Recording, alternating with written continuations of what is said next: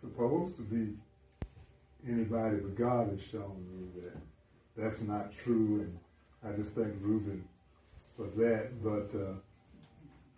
But we believe as true worshipers of Yeshua, Jesus Christ, that Satan hates the natural and the spiritual children of God. So he's counterfeited God's true people. The Catholic Church and the Protestants are the fake spiritual children of God. And I believe that Ashkenazi Jews are not the natural children of Yah. They are Jews, but I think they're converts, but that's another story. But this person I'm going to talk about today, Olaudah Equiano. Has anybody ever heard of him? Olaudah Equiano. And his life is eye-opening, but first of all, let's look at one of the other counterfeits that Satan has put out there, the fake picture of Jesus Christ. Caesar Borgia was the illegitimate son of Pope Alexander VI and his mistress, Venosa Cantonay. And the argument goes that Yeshua was originally depicted as non-European, and because he was Jewish, and Pope Alexander didn't like that. So in order to get a European-looking Jesus, the Pope commissioned a new painting of Jesus using his illegitimate son, Caesar Borgia, as the model. In other words, Jesus was whited out. And the whole world has been thinking that that fake picture is how Christ really looked. But now back to Olaudah Equiano. He lived from 1745 to 1797.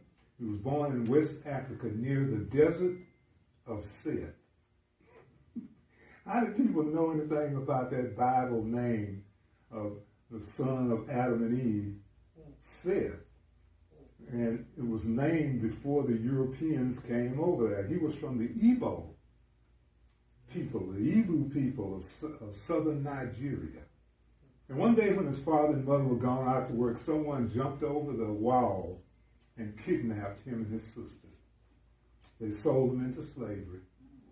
And his sister was 3 years old, he was 11, so they tried to stay together, but they were separated. The slave catchers walked him to the African coast, and they finally sell him to some European slave traders. And when he comes to the ocean, he sees his first slave ship, and he's shocked. And he says, he wonders, he said, how is that fortress sitting on top of the water? And when they took him under the ship, he saw all the slaves packed in like sardines and laying in their own excrement. He was horrified. He said that the smell almost killed him. Yep. When he gets to America, he learns the seaman's trade. And they call them blackjacks back then. But he learned how to read. He said the first time he heard the Bible stories about Abraham, Isaac, and Jacob and began to hear about the laws of Moses, he said, that sounds like the practices of my people. He said, like the Hebrews of the Bible, we have one true God. And when they did a study of God's name in the Igbo language, the Igbos called him the God of Abraham. So they also practiced circumcision on the 8th day. No white people had ever been over that. They'd been doing that for hundreds of years. Circumcision was a sign of the covenant, and regular Hamite Africans in most cases did not do that. We were different from the Hamites. And we were told that you're all Ham. People researched and found that most circumcised men in the world were West Africans.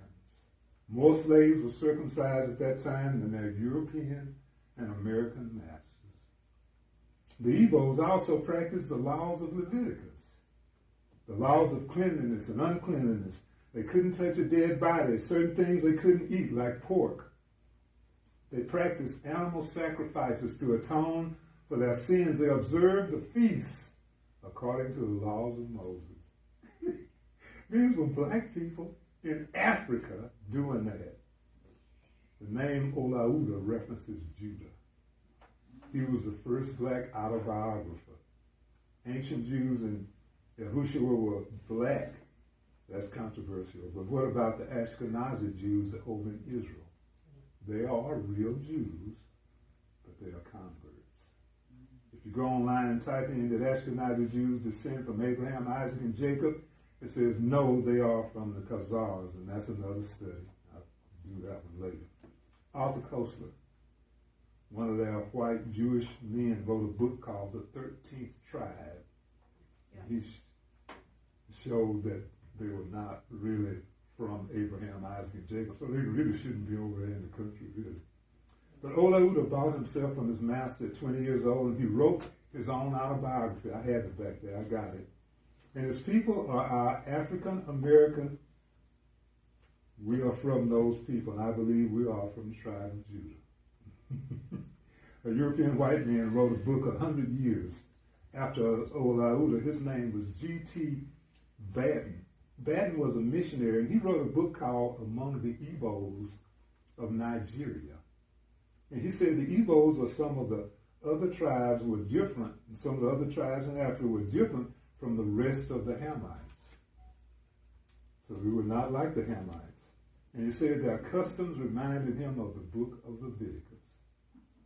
And he said that their language reminded him of Hebrew idioms. G.T. Batten was so sure that the Igbos were of Israel that he told other missionaries that wanted to come and talk about Christ to get familiar with the Old Testament laws, because the Igbos lived like the ancient Israelites.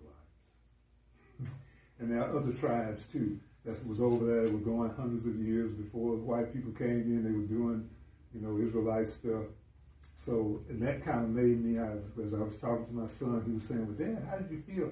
I said, I thought I was supposed to be less than. I thought that since that's the way everything on television was white, nothing, and I just thought it was normal. When I was at Prairie View and they started doing all the rioting, I was in the bed saying, why are they out there fighting? I stayed in my bed and just stayed and went to sleep. But, as I learned more and more and God opened up my mind, I saw that, I'm just as good as anybody else. I just want to thank Reuben for what he did. Yeah. Is there any questions? Or?